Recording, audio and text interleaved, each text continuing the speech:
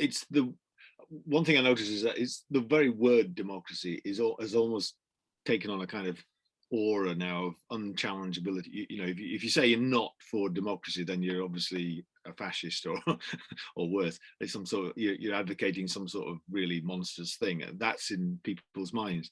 And do you think that it's the word itself? That if people actually, what we really need to do is have a look and say, well, what is it actually? And the kind of thing that you get with Montesquieu, or like you say, Tocqueville, where they actually went into it in a lot of depth and detail, and you could see different forms.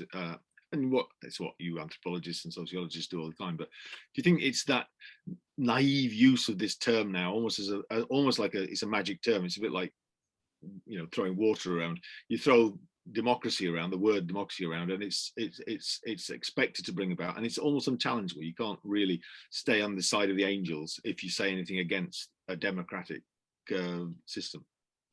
Absolutely. This is why I always like, and I'm very grateful to my granddaughter, Lily, when she read the word democracy, she read it as demo-crazy.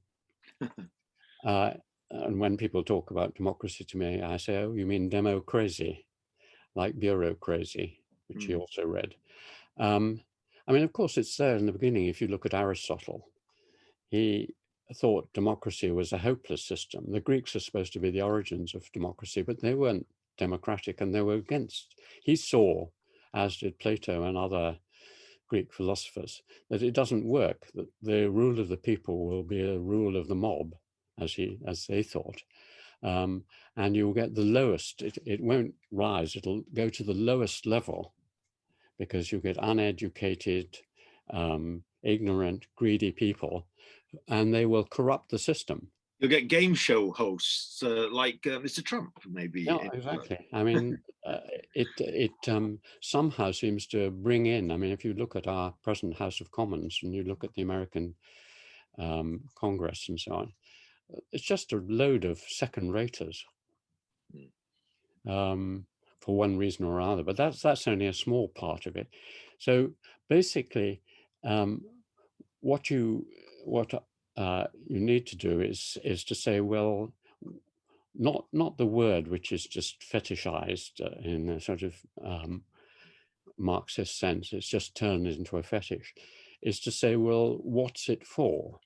And then you distinguish Tocqueville's democracy with a capital D, which just means all this sort of formal stuff, which is irrelevant, and democracy with a small d, which means the rule of yourself over the important things in your life. And how are we best going to achieve maximum self-rule and self-power, only a tiny part of which can be done by governments and so on, and most of it at the lower levels. But these words, I think I've forgotten who it was.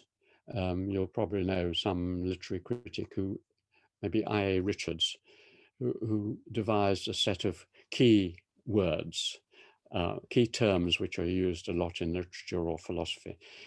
And you could list a number of terms which now are almost taboo. Democracy is one, equality is another, and human rights. I mean, it's all interlinked, and perhaps just to mention human rights, when people started talking about human rights, which I suspect is very late, I suspect it's at the earliest in the later 18th century, at the time of the French and the American revolutions, you started to talk about rights which are universal. And it's enshrined in the American Constitution and Declaration of Liberty, and we hold these rights and so on. But no one had talked, if you looked at philosophy or literature of up till 200 or 300 years ago, no one had ever thought that there were rights that were human. In other words, everyone equally. The English law had some elements of this, but even there were distinctions. But now, human rights are universal. Everyone has this right. And if anyone infringes it, then they should be punished or forced.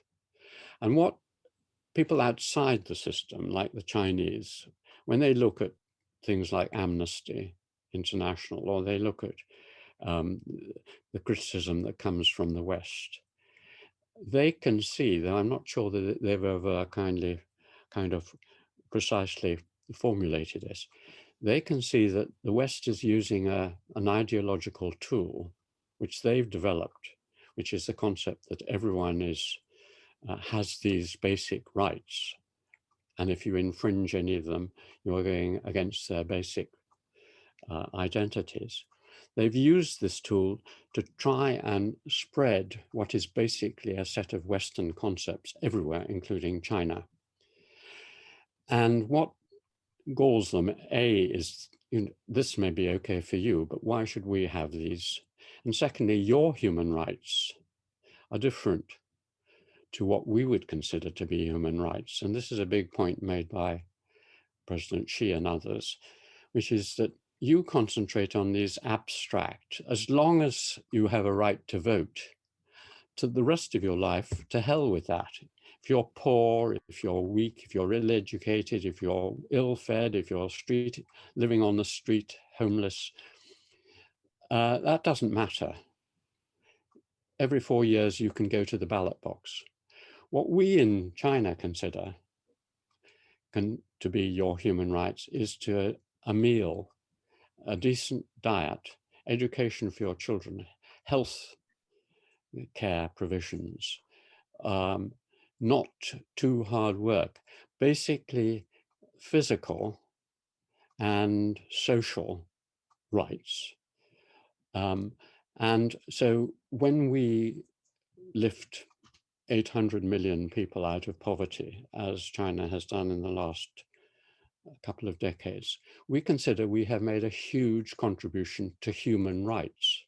When we, something like peace, the fact that it's a peaceful country, or the fact that we don't have armed police and citizens feel safe.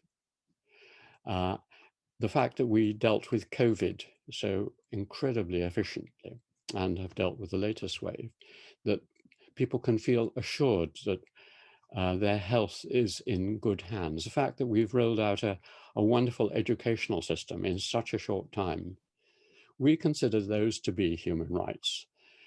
Maybe people don't have the same political rights as you consider, but if you had a kind of 100% of human rights, all those things, health, wealth, absence of poverty, good food, security, feeling of safety, and good education and culture, that's a good deal of the package. It's more what the UN, they developed a kind of index, which was called the sort of good living index or something, where they moved away from standard of living to a composite basket of all the different good things.